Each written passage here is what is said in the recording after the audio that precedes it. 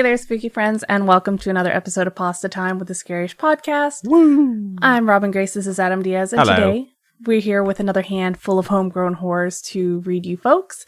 Adam, why don't you tell the lovely spooky friends what those are? We're actually not reading homegrown horrors for this Oh episode. shit, you're right! They're Pastatimes. I said Pastatimes. I meant creepypastas. Adam, tell us what creepypastas are. Creepypastas are fictional, short, usually, horror stories that have been written, and placed on the internet in various places. Places like creepypasta.com, the No Sleep subreddit, the SCP Foundation, and sometimes they're original stories that have been sent to us by you, the spooky friends, which we sincerely appreciate. We have 2 of those out of the 4 stories we're going to read this evening, in fact. Robin, if someone had a story that they have written and they would like shared on the show, where can they send them? You can send them to pastatime at scariest.com, or you can go to the website, fill out the contact us page, and it sends an email to us that way. We also have different social medias, Twitter, Facebook, Instagram, and yeah, we get stories from everywhere. So hopefully we get your creepypastas too. Indeed. So like I mentioned, we're going to be reading 4 of those this evening. Robin, did you want to start or would you like me to start? You can start. All right. So I'm going to go ahead and get into our first story of the episode. And this is going to be one of the ones that was sent to us by a listener. This one came from Bex and it's titled The Door, a short story for Pastatime. All right. Thank you, Bex. Here we go. The floor creaks as I hobble down the stairs. My tongue desperately clings to the roof of my mouth, begging for even just a drop of water. The cabinet where the glasses are supposed to be housed is empty, and I shuffle my dehydrated body to the dishwasher. With the cherished cup in hand, I totter over to the fridge to get the prized liquid. The tiny bulb in the water dispenser springs to life with a slight buzz when I press my glass against the switch. The low light it casts illuminates the dark kitchen. It clinks against glass, and my tongue darts out of my mouth, hungry for the cold liquid. You know, the most horrifying part of this is they went to the dishwasher, pulled the glass out, and didn't fucking empty the dishwasher.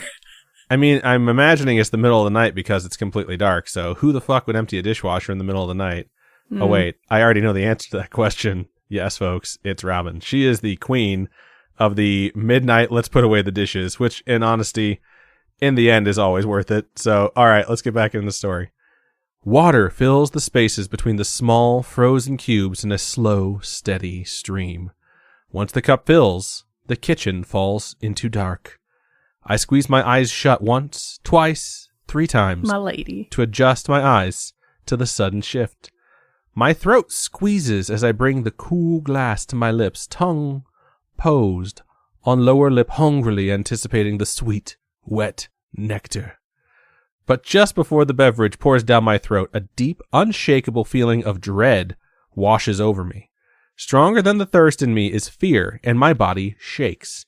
Every follicle has puckered. It's a fun word. Okay. All sounds but the shaking of my breathing die. From behind comes a soft, warm breeze, almost like hot breath on my neck.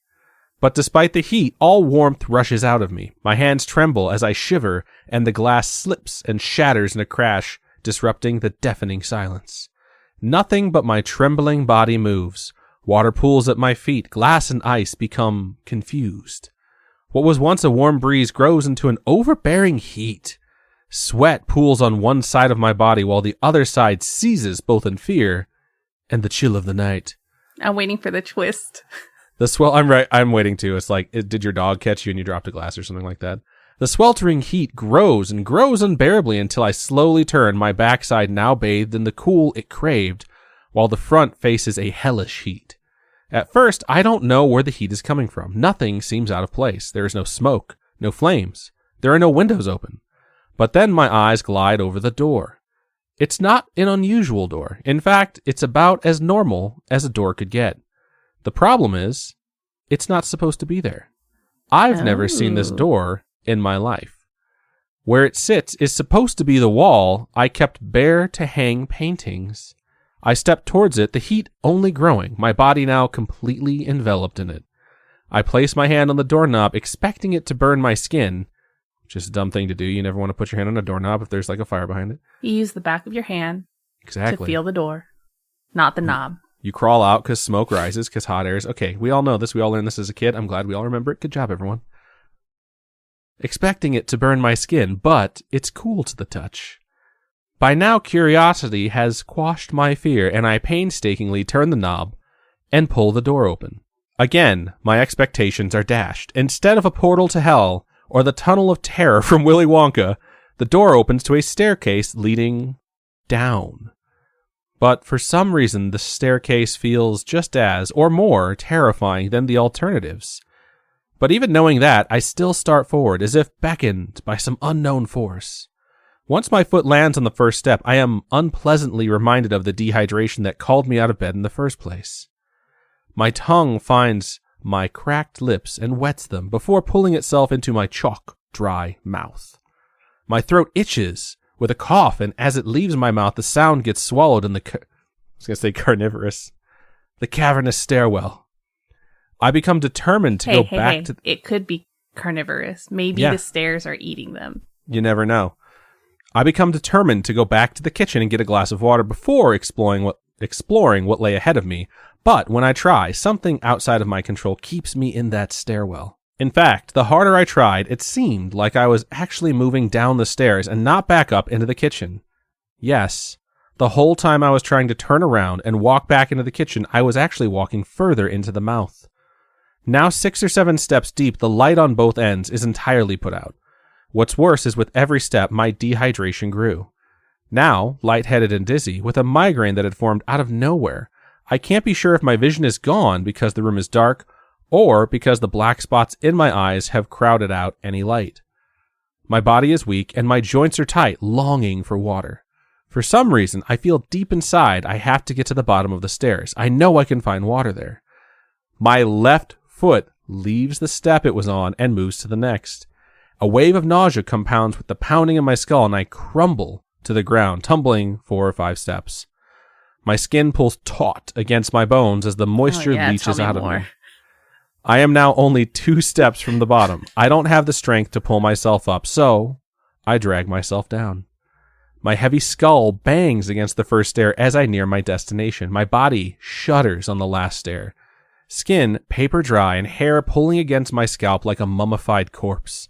I can't even blink my eyes because the moisture has fled them, and I feel them pulse and bulge with every pound of my skull. Then I hear it. Tell me more. Yeah, you should have seen Robin's face when I said the word bulge. The telltale burbling of rushing water. I feel the cool breeze that rushes off a body of water, smell the damp grass and moss. With the very last of my strength, I pull myself off the last stair and towards the oasis, and as I do, my body cracks. My skin, like tissue paper, dissolves in the wind. My bones, like sedimentary rocks over years, erode to dust and get carried away. My muscles and organs shrivel and turn into hard stones, left to the elements. The water covers me, and above me, a door slams shut. That's obviously the end. It's weird. It's kind of weird. It's how I feel when I'm laying in bed and I'm thirsty in the middle of the night. Like, I feel like I'm going to die of thirst. It's like amplified to the nth degree. And I actually really like it. But are they walking into hell, and hell is like that water level? I wouldn't call that hell. I think they just wind up going somewhere else, and when they get there, it's like they finally get water, but they're like, sounds like at the bottom of a river or something like that. So it's just really odd. But overall, I actually liked it. So the fact that there's someone at the top of the stairs to shut the door is weird. I think the door shut itself after it had claimed its victim. But shout out to you, Bex. So the stairs are carnivorous. I mean, kind of, yeah. They went back to nature, though, in the end, so it's good stuff. So my next story here is titled "My Boyfriend's Dreams Are Starting to Scare Me" by Late Night Stories. Interesting. And not the kind that are on, like, Cinemax or HBO late At that night. point, it's Skinemax. We all know this, Robin. So it begins. My name is Harley, and I've been with my boyfriend Dan for 5 years, lived with him for 3. I love Dan more than anything in this world. He's my best friend, my partner in crime, my biggest pest, and my #1 supporter. I honestly couldn't imagine my life without him anymore. We both work in food service industry. He's a chef, I'm a server. Food is his biggest passion, and while being a line cook doesn't pay much, it's worth it to see him do something he loves. Working in food service means we work some pretty weird hours. It's not uncommon for us to get off work after midnight, come home, quickly scarf down our dinner, then head up to bed and sleep around 11 a.m. or 12 p.m. I think it's 11 p.m. or 12 a.m. Yeah, that makes sense. 11 to midnight, I'm going to assume. Dan has a much easier time falling asleep than I do. Most nights, as soon as his head touches the pillow, he's out like a light. I, on the other hand, struggle a bit more to settle my mind and get comfortable. This usually leads to me plugging in my headphones to watch YouTube or scroll through Reddit until I fall asleep, while trying not to move or make too much noise that would wake him up, though he's a pretty heavy sleeper, so I never have to worry about it too much. Dan has always been a very animated dreamer. He talks in his sleep every single night. Sometimes he even sings or raps. Weird. I want a refund on this boyfriend, JK, LOL. When we first started sleeping together, he would speak so clearly, I honestly thought he was still awake. Sometimes I like to talk to him while he's asleep and tell him about the little nocturnal conversations in the morning. He also has a tendency to sleepwalk on occasion, which can be a bit worrisome. Also, refundable.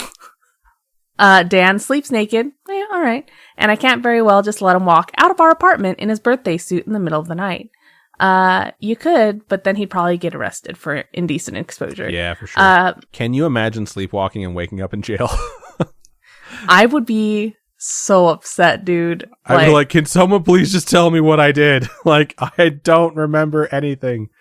Imagine waking up in jail and you're just in a sack or something. Imagine waking up in jail and you're covered in blood. Yeah, I just took it to the next level. Let's get back to that story. Sorry.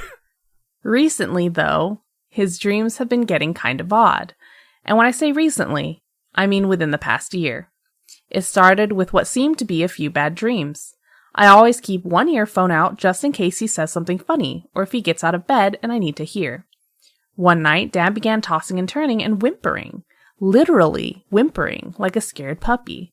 Suddenly, he rolled over to me, his eyes wide open. His expression was terrified and frantic. Harley? He called out with a trembling voice. Oh, hold on. Harley? The fact that he didn't see me even though his eyes were open was enough for me to realize he was still asleep. Hey, it's okay, I cooed quietly and gently cupped his face in my hands. I'm right here. Everything's all right. Dan let out a relieved sigh before snuggling against me and pulling my body tight against his. For the rest of the night, any time I moved, his eyes would shoot open again with the same frantic expression, and I would have to calm him down and let him know I wasn't going anywhere. I asked him about it the next morning, and he said he didn't remember a thing, though he said he had a really weird dream, but he couldn't remember what about. This went on for about 3 days. The next 2 nights after that were calm, and I figured he'd just had a few bad dreams due to some stress from work. About a week after that, give or take a few days, something even weirder happened. We were laying in bed like normal, when suddenly Dan just got up and walked over to our bedroom window. I pulled my earphone out and called to him. Dan? What are you doing, baby? At first, he didn't answer, so I called to him again. He then placed his finger on the glass as if he was pointing to something outside. They're coming, he muttered. Who's coming? I was starting to get a bit worried, so I made my way over to the window to see what he was talking about. We lived in a second-story studio apartment on the side of a fairly busy road. It's not uncommon to see people walking or driving, even late at night. So that wouldn't explain what he was talking about. They want inside. Dan suddenly wrapped his arms around my waist in an almost possessive or protective manner. We can't let them in. I won't let them in. I won't let them hurt you. Though I was a little freaked out, I simply smiled and led Dan back to bed. Every night for a month after that, Dan would get out of bed and either walk to stand in front of our door or in front of our window. He would mutter something about not letting them in, or them getting closer, before I would pull him back to bed. Every morning I would ask him about it, and he'd tell me he had no clue what I was talking about. Nothing else seemed strange about him, though. During the day, he wasn't any more fatigued than usual. He didn't seem paranoid or scared. Everything was fine until he'd go to bed. One night, he jolted out of bed suddenly and ran for the door. I was worried he might run out, so I jumped up out of bed to stop him. "They're here!" he yelled in a panic. Before I could even ask Dan what was going on, he went on the defense.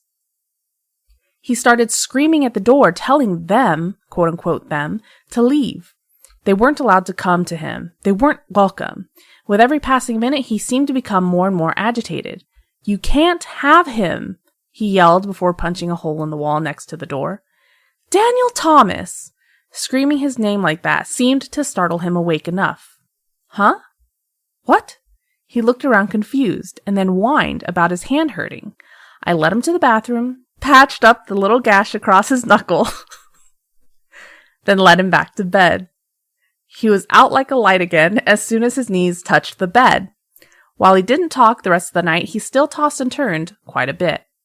I was becoming steadily more concerned as this didn't just seem to be a reoccurring nightmare. Whatever was happening was very real, to him at least. I tried asking him to see a doctor or therapist, but he said there was no purpose in wasting the money when he felt fine. I thought maybe I was just jumping to conclusions. Maybe I was just being paranoid. That's a refund on the boyfriend moment. Something like that happens, and they're like, I don't want to spend the money on a therapist. Like, yeah, your hand should tell you need to, bro. Until a few nights ago, when Dan suddenly sat up in bed. I was prepared to bring him back to bed from the door, but he didn't get out. He just stared into the darkest corner of our room, which is next to our dresser. "Dan?" "They're here," he whispered without moving. "They got in." His eyes were wide open and focused on that one corner. "Dan, you're freaking me out." Suddenly, that attention was turned to me. "They aren't of this world, but they're trapped. They're angry. They feast in the dark, but want to devour your light. Don't let them take your light, Harley. Don't let them. I won't let them hurt you." I could feel my heart sink to the pit of my stomach. His voice was so serious, and his eyes bore into mine. He pulled me close to him and pressed my head against his chest.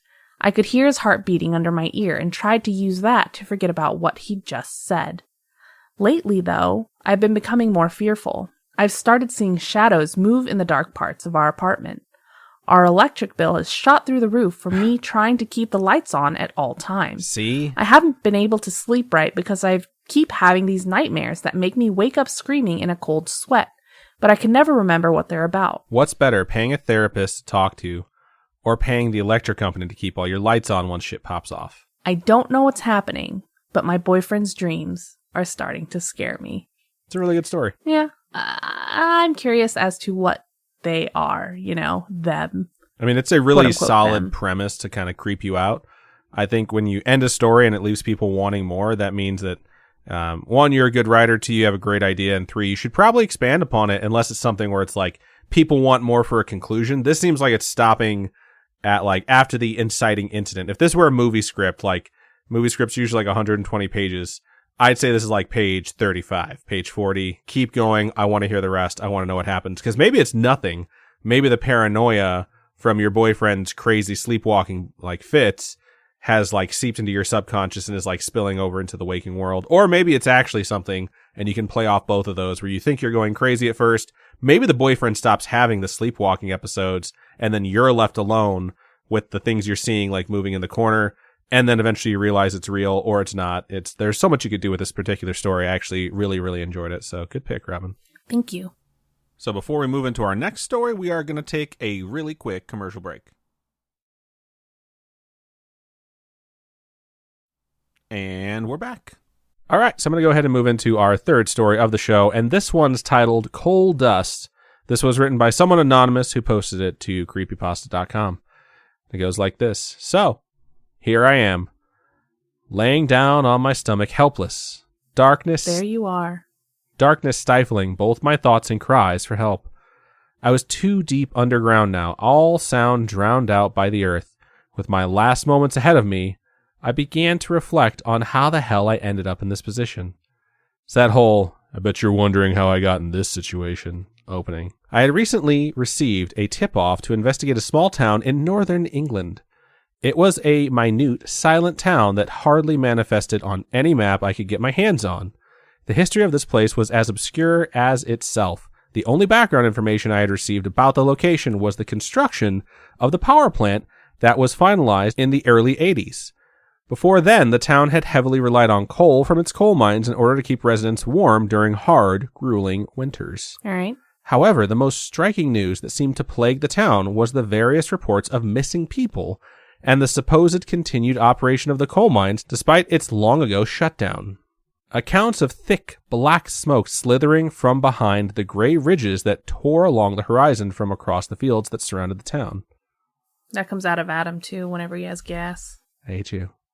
Although I could not fathom a connection between the missing persons and these reports of the redundant coal mines operations. I needed the money desperately, so I ventured into this town with the intent to investigate these suspicions of missing people. I started with the most appropriate place my mind could conjure up, the fields.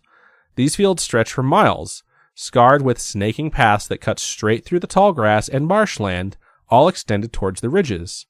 I had also been warned beforehand of the marshes that were highly prevalent in the fields, and with this in mind, I set off on my investigation on one of the paths that had been mulched into a slick mud by various people, probably hikers.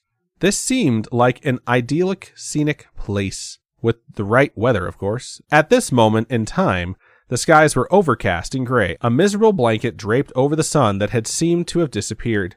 The majority of my journey was uneventful. The same images of tall grass, gangly trees, and rising hills crossed my vision for hours. That was until, through random chance, I had somehow wandered onto a path that seemed to be untouched, only a subtle 1 meter wide line that I considered to be a path. I had probably wandered onto this trail whilst my mind was also wandering. With a heavy sigh, I scolded myself for not being more attentive, reminding myself of the warning of the marshes the locals had given me. It seems like one of those situations where you actually might come across quicksand, but it's really just like there's super gross mud that can just suck you down. Yeah. With a newfound caution, I prepared to turn back, which was when something very odd struck my peripheral vision. It was a splash of color that prominently stood out from the generic green grass. It was sky blue. Whipping my head around to focus on the out-of-place object, I saw it was a long-sleeved shirt. The color hadn't been as vibrant as I first thought. The blue was darkened and made dull from what I predicted was years of exposure to the elements. But why was this here? It looked like it belonged to an adult, and also looked like it had been here for a while, with streaks of grime soiling the wool material it was made out of. I didn't touch it. I just stared with curiosity slowly building inside my mind. I simply lifted the lens of my camera and snapped a quick photo. The faded trail beckoned me onwards. Perhaps there were more items of interest further down this path. I continued onwards and discovered more carelessly strewn about clothing, but they did not seem to belong to the same person.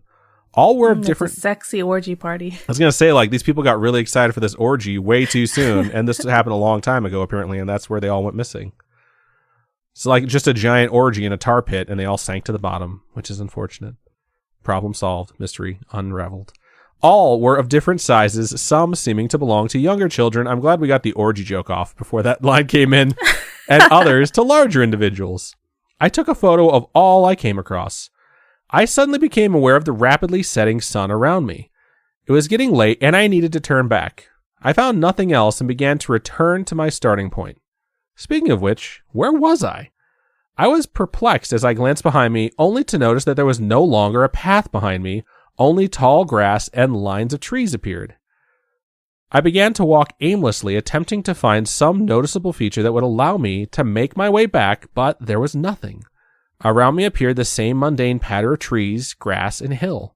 Panic began to swell as the encroaching darkness crept in. With the sun dipping below the evening clouds, I decided to climb upwards to try and gain an idea of where I was. I reached the top of a grassy knoll and searched around me, scanning for a route out of these fields. I did find something, but it was not a route. My eyes fell upon dark columns of smoke rising towards the murky heavens. With disbelief infesting my mind, I began to ponder, was it really true? It couldn't be. I dismissed the thought. I had to focus on getting back. Then again, the columns seemed to intrigue me, and like I said, I really needed the money. My feet began to stagger towards the columns, sluggish with fatigue. Now I was no more than a fish caught on a fishing hook, and I had taken the bait. I began to draw closer to the smoke as they loomed larger in the sky as I gradually made my way towards them. Just a helpful hint for anyone who's writing. the start of your sentence and the end of your sentence shouldn't say the exact same thing, just in slightly different words. Like, I draw closer, made my way towards them. Completely unnecessary. I'm going to take out my red pen and strike off the end of that sentence. Just a little closer, not long now. That was when I noticed the noise that had been hiding amongst the background chorus of chirping birds and rustling autumn leaves. It was subtle, yet it grew louder and louder as my weary steps came even closer to the smoke. It was a low rumble. My mind immediately jumped to the idea that this was the mines in operation, yet I knew this was impossible, for they had been shut down a long time ago. Tucking this thought into the back of my head, I continued going towards the black smoke. I had been traversing the field for hours with no change of scenery to bless my eyes. It was the same grass everywhere. That was, until I clicked onto an abrupt change in the land. The green terrain withered away into an asphalt-colored landscape. I had reached my destination, the former coal pits. A flat land stretched out in front of me. I jogged to the edge of this flat wasteland only to observe a large crater with openings in the side. It was obvious what this was. I had also just realized that the smoke had ceased, as did the rumble. Bizarrely, I had the idea of searching one of the mine shafts. That is bizarre and dumb. Looking back on it now, it was a foolish idea, yet I still followed through with my idiotic plan. I'm glad you can acknowledge that this plot hole in the story is dumb. Cautiously, I made my way down. I'm glad this is written by Anonymous because I'm feeling bad now for talking so much shit about it. Cautiously, I made my way down the side of this crater toward one of the openings. It was obscured by thorns and vegetation and barely visible. I decided to crawl through a barely noticeable gap in this wall of vegetation. With great effort, I pushed my body through and came out the other side in pitch blackness, covered in scratches and dirt. Tapping into my resourceful side, I illuminated the place with my camera flash. At the very least, it would give me a concept of where I was. Raising my camera, I clicked the button and the bright flash covered every inch of the shaft. I was now in. It revealed to me ashen gray walls supported by wooden beams that had, surprisingly for their age, not been rotted. In fact, they appeared new, as if somebody was still maintaining them, but how could this be possible? Searching the walls with my hands, I clawed my way around the tunnel, clumsily finding my way deeper and deeper. Tell me more about how you got deeper. As I got deeper, a smell began to populate the area, becoming more pungent as I descended. It became so strong that I began to gag. Yeah, you did. Heavily. Almost vomiting, I realized that it smelled like something dead. My feet reached a level ground, and the descent had abruptly come to an end. Raising my camera once more, I activated the flash. I could have turned back then, and now I dearly wished that I had. I had discovered where the missing people went. I saw piles of corpses stacked on top of one another. Their clothes were torn and shredded. They were dragged down here. This was made evident by the scratches and cuts visible on their skin. An incinerator was next to this horrifying sight. Reaching out with reluctant hands, I touched its surface. I immediately leapt backwards because I discovered it was hot. The source of the smell had also been discovered along with the bodies. Tears welled up in my eyes and stung as the smell intensified. The smell of rot. The coal dust my fingers made contact with countless times was not coal dust. Glaring at my shaking hands, I found that they were covered in not coal, but ashes from burnt bodies. I always found it odd how I discovered not a single lump of coal. Sure, it was abandoned long ago, but surely that doesn't mean the coal source had run dry. There should at least be some trace of coal here, but there was nothing. Only coal dust, in quotes, lay here. That was when the realization struck me like a hammer to anvil, sending sparks of horror in my mind. There was never any coal. I now knew how the town was kept warm during the winter, and the thought sickened me. The locals were all deceived and given power, meanwhile their own kind buried down here. Now I moved on to the next thought that occupied my head. It was still in operation. I now knew how the town kept warm during the winter, and the thought sickened me. The locals were all deceived and given power, meanwhile their own kind burned down here. Now I moved on to the next thought that occupied my head. It was still in operation. It was too late when I came to this revelation, and blinded by shock, I had not heard the creeping footsteps behind me. However, I did hear the words that froze the blood in my veins. More fuel for the fire, huh? And that's the end. So, wow. Turns out this town was had a coal-powered plant that was actually powered by people and not coal, because that's how that works. But hey, it wasn't that bad, so I talked a lot of shit about it. I feel kind of bad, but overall, solid idea. Like, I get it, missing people, like they've all been murdered, they're all being stockpiled, their bodies would definitely rot pretty quickly, and you'd run out of people really fast. So not sure how this would be kept together, and how this small town is losing so many of its people and still managing to stay afloat. But either way, kind of creepy. So I'll call this a kind of creepy pasta. What'd you think, Robin? A kind of creepy pasta? I would have to agree. It's just a kind of creepy pasta. I don't think it's like earth-shatteringly creepy. I will say yours was much better. I really liked yours. Oh, thanks. So, all right. So this last one here is from one of our very own Spooky fam, and it begins, "Hi, Robin, Adam, and Spooky Mom." hello. Hello. Spooky Mom is over there going, "Hello." Hello. I love your podcast. I've been listening religiously since 2020. Heck yeah. You're my go-to spooky pod to recommend, and I was stoked when you started doing Pastatimes. This is the first creepypasta I've ever written, and it's based on a scary story my friend and I wrote in middle school. I'm always looking for any constructive criticisms you might have. Hope you enjoy. With love from Finland, Ollie, which is they/them. Thank you so much, Ollie. We appreciate you sending it in. The title of this one is Red Umbrella. Okay. Amelie tried to scream. Her eyes were filled with tears and her throat was sore, but no sound came out. She wanted to go home. But as she looked over the broken body on the concrete floor, she knew she could never go home again. Amelie's eyes shined with excitement. Mommy, Mommy, I want that umbrella. Amelie tugged on her mom's hand enthusiastically. I feel like we just flashed back after that intro. It's like it went from seeing a dead body on the ground, and then all of a sudden they're looking at an umbrella and they're all excited. So if that is what happened, I'll feel good that I was able to follow it. It was perfect. The most beautiful umbrella she had ever seen. It was simple. Just a bright red umbrella with a frilly trim. But Amelie couldn't take her eyes off of it. She had to have it. Mommy, please, Amelie whined and tried to pull her mom towards the store. Not now, Amelie. We're already late. Let's go. Her mom pulled her from the window and away they went. Just the perfect red umbrella was left to wait in the store window. I saw the girl with her mother. She was perfect, the most beautiful little creature I had ever seen. Her rosy cheeks and dark curls were so enticing. I couldn't take my eyes off of her. I had to have her. I feel like that's the umbrella talking. Yeah, it's weird. Amelie was still sulking when her bedtime came. Obediently, she ate her dinner and brushed her teeth, but didn't say a word when her parents wished her good night. Amelie hated her mom. She had really wanted that umbrella. But because her mom had been too busy, some other girl would get her perfect red umbrella instead. She couldn't bear to even think about it. She could hear her parents laughing at the TV downstairs, and she fumed.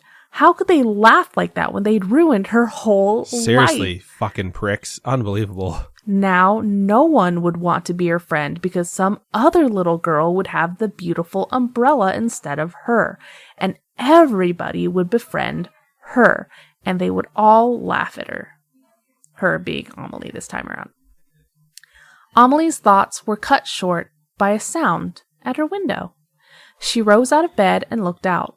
It was dark outside, only one dim street light illuminating a sliver of the street. Amelie squinted.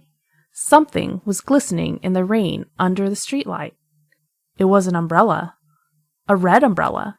Her perfect, beautiful red umbrella, Amelie realized. She perked up.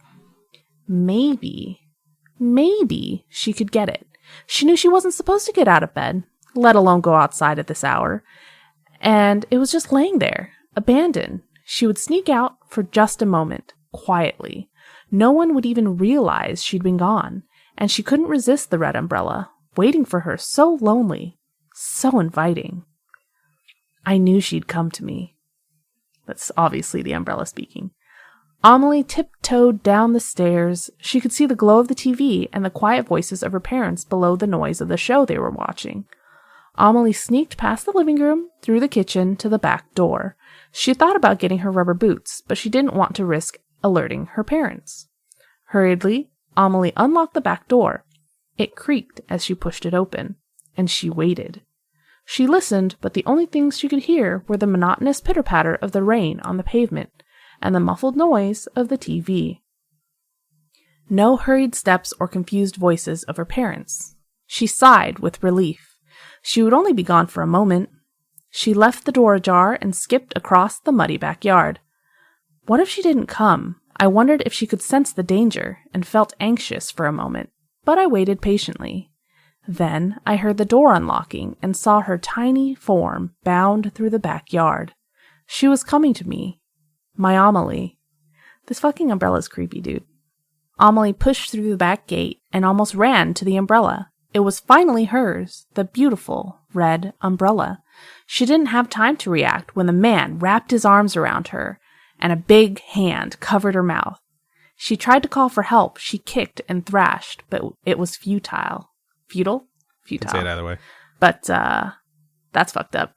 So this guy knew she wanted the umbrella, grabbed the umbrella, put it out on the fucking sidewalk for her to be like, yo, I want that umbrella. The first person is told from the kidnapper, it sounds like, because it's written weird, but I'm curious to see where this goes. Oh, how she fought. I knew she'd put up a fight, feisty girl, but she wouldn't escape. Oh no, not from me. I heard her still struggling in the back seat under the tarp. She was finally mine, and no one would take her from me. Okay, so I want to go back to the beginning where she saw a broken body on the concrete floor. Amelie did. So something's gonna pop off here. Something has to. Officer Gregory Wallace sat on his motorcycle, miserable. He was soaking wet and counting the minutes until the end of his shift. He saw the car with broken headlights approaching and perked up. Finally, someone to stop. He waved the car to pull over, and obediently it did. When the driver opened his window, Gregory recognized the face immediately. A wide smile spread on his face. "Mr. Arnold, heading for a fishing trip?" he asked genially. "You know it, Greg. How's work?" The old teacher eyed the sopping man on his motorcycle. Same old, wet, mostly," Gregory said. "No guns or anything else untoward on you tonight, Mr. Arnold?" he asked jokingly. No, you know me. Just my trusty old fishing rod and I." Mr. Arnold gestured towards the back seat and chuckled. "All right, then. You might want to fix your headlights, but I'm not going to ticket you this time. Have a good night, Mr. Arnold, and drive safely." The officer touched his cap. Mr. Arnold waved, and Gregory let the car pull away. It was exciting, the rush of getting away scot-free. Darren Arnold grinned as he pulled away from the unsuspecting officer. He knew he wouldn't get caught, but the thought of getting pulled over while having the girl in the back seat was enough to send his nerves into overdrive. He would never get caught, not in this town, not while everyone knew him as the trusted old headmaster. He drove into the darkness feeling invincible. Amelie tried to scream. Her eyes were filled with tears and her throat was sore, but no sound came out. She wanted to go home, but as she looked over the broken body on the concrete floor, she knew she could never go home again. She knew she couldn't because the body on the floor was hers. Fuck! That is not what I was expecting. And so her soul joined the choir of silent screams surrounding the quaint little cottage in the middle of the woods. And that's the end. So the core of this story is good. It obviously had the idea for the twist, and it kind of works towards it.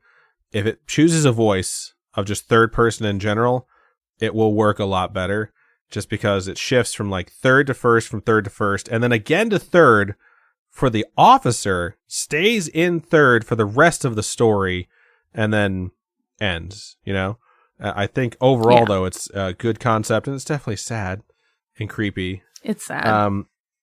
I would say that guy's a really shitty cop for just sort of... It's such a shitty letting cop, this guy go, you know? And not checking on literally anything. Also, it doesn't describe whether or not she's bound in a way that prevents her from screaming, because it says that her throat is raw and she can't scream. But at that point, she's already dead. To me, that means, was she killed when she was taken? Did she get taken back to this cottage and was killed? Like, a little bit like iffy on when that happened and why she didn't try and get help when the cop showed up. Is he transporting her kidnapped or her dead body? You know, it's super morbid questions. But overall, I mean, it's a good story. And I think if you tweaked it a little bit, it would be really, really good. So thank you so much for sending that in. I thought it was good. What did you think, Robin? I thought it was good. It's very sad. I was not expecting that end. I thought maybe she would kill the bad guy, something. Yeah, I think that's where my head was going too. Like, she didn't think she could go back, and that her parents would be mad at her if they found out she killed someone. So, like, she gets kidnapped, kills her kidnapper, and then stays missing because she's afraid of the consequences because she's like a little kid. But instead, it's like, nah, dog, she's dead. And this guy's killed a lot of other kids too, apparently, because her soul joined this choir or whatever. That's like a really creepy and sad ending, but it's very well written. So yeah, right on. So thank you so much for sharing that with us, albeit depressing. Good stuff. I think that's everything we have for this particular episode of Pastatime. So thank you to everyone who submitted stories to us from our listener base. We sincerely appreciate you doing that. We'll reach out to you and let you know if we have any constructive criticism, if you've asked for it, which in some cases they do and did for this particular episode. And then shout out to the people who post over there at creepypasta.com.